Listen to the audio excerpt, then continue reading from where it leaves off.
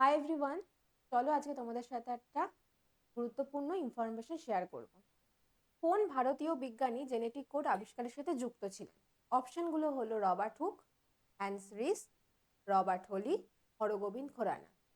তো আমরা এখানে এই চারটা অপশনের মধ্যে একটু ইন্ডিয়ান নেমের মধ্যে দেখা যাচ্ছে যে Hargobind Khorana. Yes, obviously answer is correct, Hargobind Khorana. তো বর্তমানে যা ট্রিকি কোশ্চেন আসছে, তো সেই সম্পর্কে আরেকটু ডিটেলসে জেনে রাখি আমরা সেই সম্পর্কে।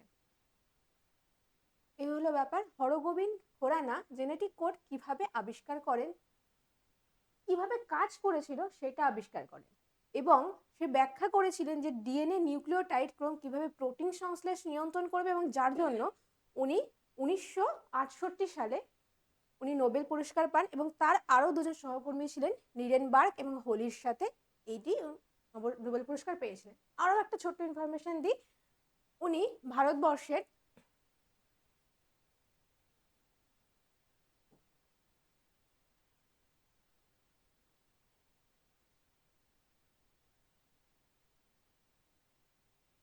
রায়পুর নামক স্থান পাঞ্জাবে যেটা আছে সেখানে উনি জন্মগ্রহণ করেছিলেন।